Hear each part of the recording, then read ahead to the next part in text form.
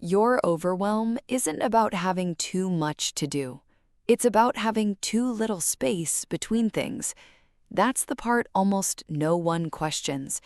In the West, we treat a packed schedule as proof of a full life. In Japan, a packed schedule is treated as a warning sign. Picture a commuter in Tokyo. Thousands of people move around her every morning, fast, tight, shoulder to shoulder, but she doesn't rush. She doesn't check her phone every few seconds. She simply moves, calm inside the chaos, like she's carrying her own quiet room with her. That's not personality. That's not luck. It's something she was taught without ever calling it a lesson. Most people in the West never realize this is even possible. They think calm is something you find once the to-do list is finally empty. But it isn't. And by the end of this video, you'll understand exactly why. Today, you're going to learn 10 things Japan understands about overwhelm that most of the Western world has never even considered. Number 5 will feel wrong at first. It goes against everything productivity culture has taught you, and that's exactly why it works. Number 9 is quieter than the rest. It has nothing to do with your schedule and everything to do with how you say goodbye to a day, a season, a version of yourself. And if you stay until the end, I'll show you the one idea that ties every single item together, the secret hiding underneath all the others. Most people never make it that far. They stop once they find one trick that helps and move on with their day. But this isn't about one trick. This is about a completely different relationship with time itself. So stay with me, because what you're about to hear might be the calmest 10 minutes you give yourself all week. Number 1, the myth of doing more. In the West, progress has a very specific shape. It looks like adding another app, another routine, another 5-step morning ritual you saw online at midnight and promised yourself you'd start tomorrow. More effort feels like more control. So when overwhelm hits, the instinct is to fix it with even more. Japan built an entire philosophy around improvement, and it looks almost nothing like that. It's called Kaizen, the practice of continuous, tiny improvements every day. But here's what nobody talks about. Kaizen was never meant to fill your day. It was meant to lighten it. A factory worker in Japan doesn't overhaul the whole system overnight. She adjusts one small thing. She watches. She adjusts again. Slow, small, sustainable. Most people in the West borrow the word Kaizen and use it as an excuse to add more habits, more trackers, more pressure. That's not improvement. That's just overwhelm wearing a nicer outfit. Real Kaizen asks a smaller question, not what else can I add, but what one small thing done consistently actually moves me forward. You don't need 10 new habits this year. You need one, done quietly, done well. And once you stop confusing motion with progress, something else starts to matter more.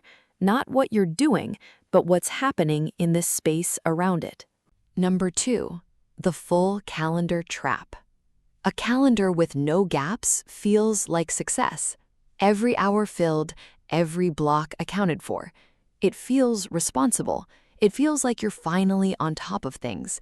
In the West, an open slot on the calendar can even feel uncomfortable, like wasted time, like something is missing. In Japan, that empty slot isn't missing anything. It's the whole point. There's a concept for this. It's called negative space, the power of emptiness, silence, and pauses. You can see it in Japanese architecture, in the bare wall left untouched beside a single painting. You can hear it in conversation, in the pause before someone answers, a pause nobody rushes to fill.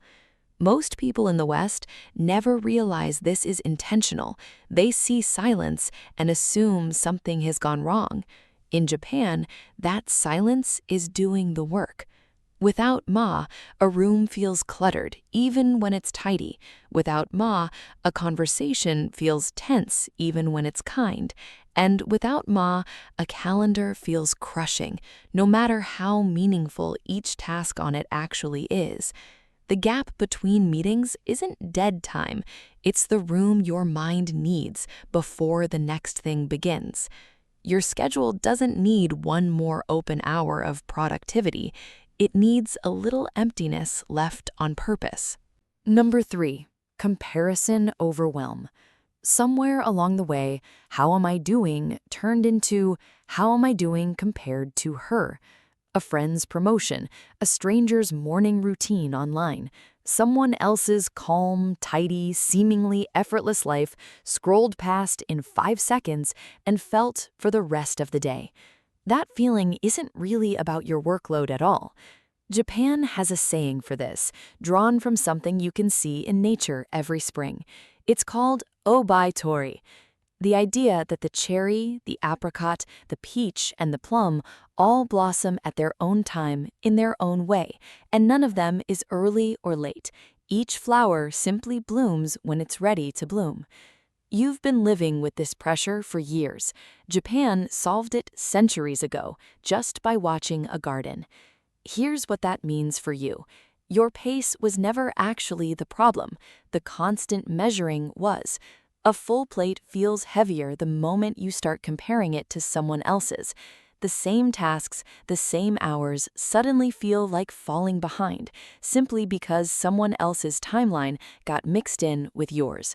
Put the ruler down. Your timeline was never supposed to match anyone else's. And once comparison stops running quietly in the background, something even heavier starts to come into focus. The things you're still holding on to long after they've stopped serving you. But what we're about to cover next, most people in the West have never even considered. It has nothing to do with your calendar and nothing to do with comparison. It's sitting in your home right now, in drawers you haven't opened in months, in closets you avoid looking at too closely. Most people think clutter is just a tidiness problem, something to deal with eventually, on some future weekend that never quite arrives. But Japan sees it differently. Every object you keep without needing it is quietly asking something of you, and that quiet asking adds up to more overwhelm than you realize. Number 4, the objects that weigh on you. In the West, just in case is practically a life philosophy. The sweater you haven't worn in 3 years, the kitchen gadget still in its box, the drawer of cables for devices you no longer own. Keeping them feels safe, like you're protecting yourself from some future moment of need. Japan has a different name for what that habit actually costs you. It's called Danshari, the act of consciously refusing, disposing, and separating from things that no longer serve you. Refusing what you don't need, disposing of what no longer fits your life, separating yourself gently from the attachment itself. This isn't about owning less for the sake of owning less. It's maintenance, the same way you'd maintain your body or your mind. Here's what nobody talks about. Every object in your home is quietly asking for a small piece of your attention, whether you're using it or not. Your eyes land on it, your mind logs it, a tiny wordless reminder that something still needs to be dealt with. Multiply that by every drawer, every closet, every "I'll deal with it later" pile, and the noise adds up fast. You don't need a bigger home to feel less overwhelmed. You need fewer things quietly asking for your attention. And once your space gets lighter, something in how you spend your hours starts to shift too. Number 5. This is the one I told you would feel wrong at first. In the West, multitasking is treated like a skill worth bragging about. Answering emails during a call, half listening to a friend while scrolling with the other hand. Doing 3 things at once feels efficient, like you're squeezing more out of every hour. Japan looks at that same habit and sees something else entirely, not efficiency, loss. There's a phrase for this, used in the tea ceremony long before anyone had a phone to glance at. It's called Ichigo Ichie, This moment will never happen again, so meet it completely, with nothing held back and nothing divided. One encounter, one chance, whole and undivided. A host preparing tea in Kyoto doesn't think about the next guest while serving this one. There is only this bowl, this guest, this exact moment, never to be repeated in quite the same way again. Most people never realize that splitting your attention doesn't save time. It just spreads the same exhaustion across more things at once. Here's the part that changes how you see everything else. Overwhelm isn't only caused by too many tasks. It's caused by never being fully present for any single one of them. One conversation given completely, one task finished before the next begins. That's not slower. That's actually the fastest way through. And once you start protecting your attention like this, you'll notice something surprising about how you handle the things you can't control. Before we go any further, take a moment right now. Not to add anything, just to notice. Look at your week, the way it actually sits in your mind. Is there one thing on it that isn't necessary? Not something to optimize, not something to squeeze into a smaller box, something to simply remove. You don't need a better system for it. You need permission to let it go. If something came to mind, that's enough for now. Just let it sit there quietly. We'll keep going. Number 6, accepting what can't be controlled. In the West, anxiety often comes with a hidden assumption that if you just plan hard enough, prepare enough, control enough variables, you can prevent the bad outcome entirely. So the mind keeps working, keeps gripping, trying to manage things that were never actually manageable in the first place. Japan has a phrase that quietly undoes that entire pattern. It's called Shikata ga nai. It cannot be helped. Not resignation, not giving up, a calm, clear-eyed acceptance of what has already happened or what simply cannot be changed, no matter how tightly you hold on. A farmer whose crop is damaged by a storm doesn't spend the season fighting the weather that already passed. He accepts what happened and turns his energy toward what's still in his hands to do. Most people in the West never realize how much energy goes into resisting things that are already finished, already decided, already outside their reach. That resistance doesn't change the outcome. It just adds a second layer of suffering on top of the first. Shikata ga nai isn't about caring less. It's about spending your energy only on what can still be shaped. The traffic, the delay, the decisions someone else already made, it cannot be helped. And the moment you stop fighting it, some of that weight simply leaves your shoulders. That release matters, because what comes next is about protecting your energy before the day even asks for it. Number 7, the ritual that resets you. In the West, routine has a bit of a bad reputation. It gets called boring, predictable, the opposite of a life well lived. Spontaneity gets all the praise, while doing the same thing the same way, day after day, gets treated like a failure of imagination. Japan built centuries of mastery on the exact opposite belief. It's called Kata, a fixed, repeated form, practiced the same way every single time. You see it in martial arts, in the tea ceremony, in the precise motions of a craftsman shaping wood or folding cloth. The same steps, the same order, the same care. A swordsman doesn't reinvent his stance before every practice. He returns to the same form, over and over, until his mind is finally free to stop deciding and simply move. Here's what nobody talks about. Every decision you make today, even a small one, uses up a little bit of the same mental energy. What to wear, what to eat, where to start. By the afternoon, that energy is already running thin, and everything feels heavier than it should. Kata removes the decision entirely. The same morning steps, the same evening wind down. Not because your life is boring, but because your mind finally gets somewhere to rest. Structure isn't the enemy of a full life, it's what makes room for one. And once your days have a shape you can rely on, there's still one more shift left in how you carry yourself under pressure. Number 8. Beginner's mind under pressure. In the West, competence comes with an unspoken rule. You're supposed to already know. Walk into a hard conversation, a new challenge, an unfamiliar situation, and there's this quiet pressure to look like you have it handled, even when your hands are shaking underneath the table. Japan has a concept that removes that pressure entirely, and it comes from Zen practice. It's called Shoshin, beginner's mind, the openness and curiosity of someone encountering something for the very first time, even when they've done it 1,000 times before. No need to perform mastery, just genuine attention to what's actually happening.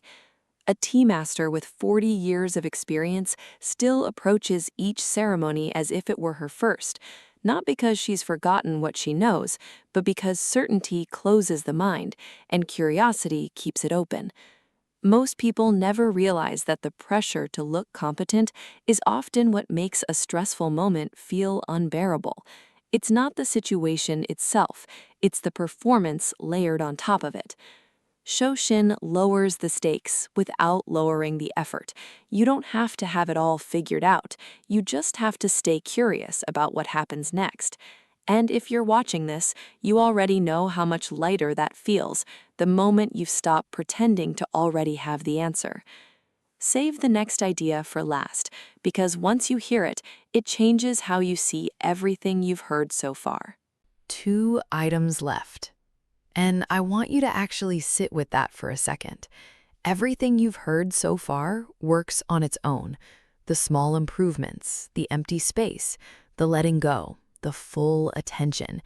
Each one lightens the load a little, but there's one idea still coming that ties every single one of them together. Once you hear it, you'll look back at this entire video differently. Most people never make it this far, which is exactly why most people never find it. So stay close. What's coming next isn't just another item on the list. It's the thread running underneath all of them. Number 9. The practice of noticing endings. In the West, endings tend to get treated like something to avoid. The end of a season, a job, a stage of life. There's often a quiet scramble to hold on, to extend, to keep things exactly as they are for just a little longer. Change, even good change, can feel like loss wearing a different name. Japan has a much gentler relationship with the fact that nothing stays the same. It's called mono no aware, the gentle awareness of impermanence, finding beauty in things precisely because they don't last. It's why cherry blossoms are celebrated for barely 2 weeks each year, not despite their brevity, but because of it. A viewing party under the blossoms in Kyoto isn't sad that the flowers will fall by next week. That's exactly what makes this week worth noticing. Most people in the West never realize how much energy goes into resisting an ending that was always going to come anyway. A friendship that's changed shape, a routine that no longer fits, a version of yourself you've quietly outgrown. You don't have to fight every ending like it's a failure. Some things are only beautiful because they were never meant to stay.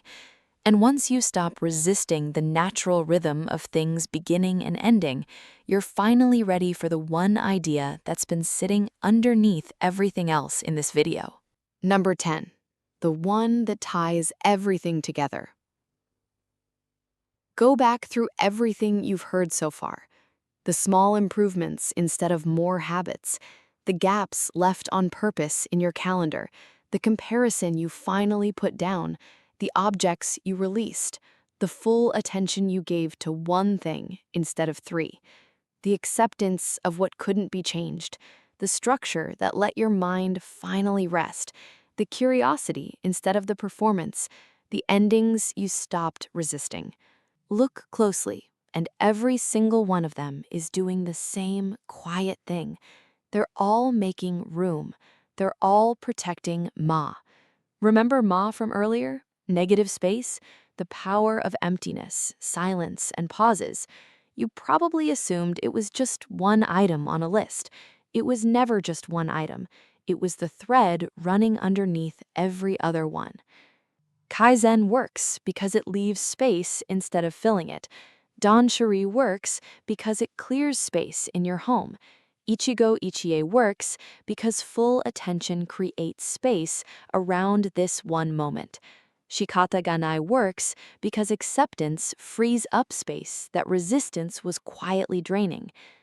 This is the part that changes how you see everything else. Overwhelm was never really about how much was on your plate. It was about how little space existed around any of it. A full life and a crowded life are not the same thing. One has room to breathe between the moments that matter. The other has none left at all. You've been trying to solve overwhelm by managing what's on your plate. Japan solved it centuries ago by protecting the space around it instead. That's the secret. Not less, space. 10 ideas. One thread running underneath all of them. Your overwhelm was never about having too much to do. It was about having too little space between things. And now you know why that Tokyo commuter never seemed rushed, even surrounded by thousands of people moving just as fast as her. She wasn't doing less than everyone else around her. She was simply protecting the space around what she did. You don't need a longer to-do list, and you don't need a shorter one either. You need room to breathe between the things that already matter to you. If any part of this gave you even one thing to think about differently, share it with someone who might need to hear it today, someone who's been carrying too much, too tightly, for too long. And if you'd like to keep going deeper into the quiet wisdom Japan has been living for centuries, subscribe. Every week there's more here for you. You don't need a bigger life. You need more space inside the one you already have.